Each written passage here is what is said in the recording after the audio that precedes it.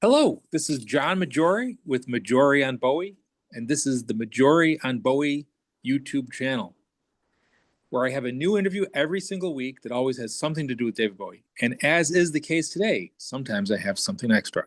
For daily content, also visit the blog, www.majorionbowie.com, where I have new content every single day. Today, however, I have a very special return guest, Rob Fleming, from the band KillerStar. Rob, thank you for coming back.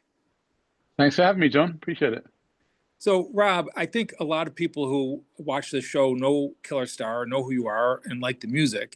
But just in case somebody is joining us for the first time, why don't you tell us a little bit about what is KillerStar and why are you coming on a show that has something to do with David Bowie? Yeah, it's a great show, and you do a great job. That's one of the Thank reasons. you. No, thanks a lot. Yeah, KillerStar, for those who don't know, it's a band that was formed by myself and my drummer partner in the band, James Sedge. We've known each other a long time, done a lot of music together, but not collaborated on a rock band project. And it kind of started a few years back with me writing some songs that felt good for James to be involved in. And we started off really just building a couple of songs out in demo form, thinking we released one or two, and mushroomed into an album.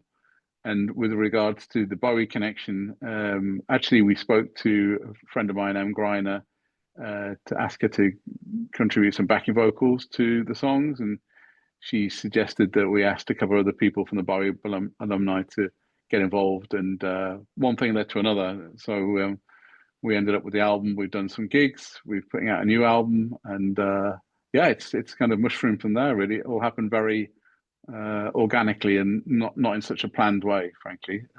So we're really happy with how it's ended up. Yeah. Yeah. So the first album, the logo is behind me, came out last year, which is 2024. Great album, and thank you. Yeah, and you've recently announced a new album coming out, and why don't you tell us about that? Yeah, there's a new album just coming out about now, actually, which is a live EP. We did a show in New York. You were at that, John. Thank you for coming. I was, yes. That was back in November 24 at the Cutting Room. Yeah. And we recorded that. We listened back to it and thought, oh, this, we're really pleased how this recorded, got it mixed. And we've put that out then as an EP. So it's actually out on vinyl, 10-inch vinyl, actually, and not the full 12-inch vinyl. It's a 10-inch vinyl, blue. It's a blue vinyl and digital download. And then we'll put it out on streaming at some point as well. And yeah, so that's what that's about. I think it captures the show really nicely. On that show, we had a few people playing in the live band that had not played with us before. One was Jerry Leonard, known to a lot of the Bowie people, Bowie fans. Nikki Richards, who's a great singer, does a lot of backing vocals. She's worked with everybody in the industry. And Andy Snitzer, same on the sax. So that supplemented the usual lineup, which is Mike Garvson and Don Becken, Ulrika Berglund, and Mark Platy on the bass, and myself. Yeah. It was a great show. Thank you. I was hoping when you announced the live album that you'd be announcing a return visit to the Cutting Room, because I live in New York State. Yeah, we hope to get back there. We don't have that lined up right now, but hopefully we'll get that organized. Yeah, and I would point out that it's sort of funny. Some of the same musicians appeared at the Cutting Room, appear annually for a Bowie tribute show. KillerStar is not a Bowie tribute act. I've never heard you do a Bowie cover. I heard you do an excellent T-Rex cover, but most of your songs are original and they're great, and it's real rock and roll. The connection is with the other band members. Are they difficult to corral? Are they difficult to get into one place to do an album or a show? Well, yeah, I mean, you're right. It's not a Bowie band. It's just that with the collaborators on the musicians on the album, a lot of them have played in the Bowie band, so there's a natural kind of flavoring there of bringing their style to the music. But yeah, it's all original music apart from that one T-Rex cover that we did, and we don't do Bowie covers.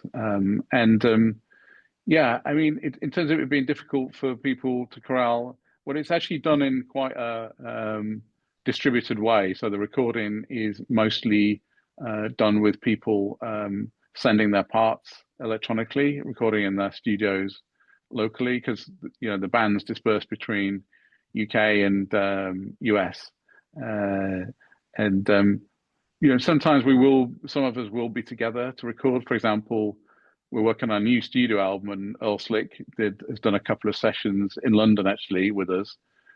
So we did those together.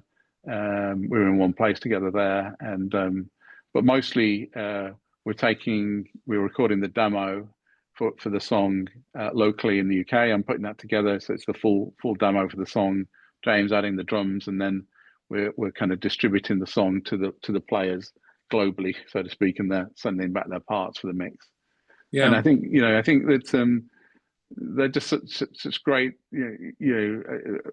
musicians to work with. And I think now for many of us, we've all worked together quite a bit now around the KillerStar project, either the live album or the shows, or the studio album or the shows. And there's even more, I'd say, synergy and kind of telepathy between the players in terms of the different parts that they're bringing to the music and how it kind of all hangs together. So, it definitely feels to me, and that's what we've heard from people who listen to it, like it is recorded like in a live room, but Right. that's not the case. Obviously, the live album's recorded in one room together, but the studio album isn't recorded in that way. Yeah. Well, you have another live album which I'm holding up and is invisible. So I will superimpose it, but this is cool. what you can't see is I'm holding up the Live at the 100 Club album, which is an excellent live album. And you also recently announced that you'll be making a return visit to the 100 Club. So when is that? And for those who don't know, what is the 100 Club? Yeah, the 100 Club's in London. Yeah, we've done now for 2 years. We've done shows there, and they've been great shows, like just a lot of energy and great feel. The audience has been fantastic. The last one sold out, and we're returning March 6th and 7th next year. And the 100 Club's in London. It's actually a really historic music club. It's been there since the 50s. Yeah. It's an independent music club. Everybody's played there, from Stones to our own David Bowie. He played there as Davy Jones in the Lower Third, actually, and I can't remember the exact year, like mid 60s. He did 3 shows there. So it's got a great energy and vibe, and it's a chance for people to be like really up close to the stage, and it's just a great place to play. So we're really excited to be back there to do those 2 nights. Great. So if you want to see KillerStar, you could see them in London in 2026. And if you want to hear KillerStar, if you have the original album, you have the Live at the 100 Club album, there's a new album to get. Rob, where could people get the album? Where could they get tickets for the 100 Club show? Probably the easiest thing is to go to our website, killerstarband.com, and everything's on there. So I'd say go there. I mean, a lot of the albums are available in shops and online, Amazon, all that, but it's probably best to go to the website. Yeah. Yeah. Just real quick, are you going to be doing the Live at the Cutting Room album as a CD? If there's interest in that, we would do. Yeah. I still listen to CDs.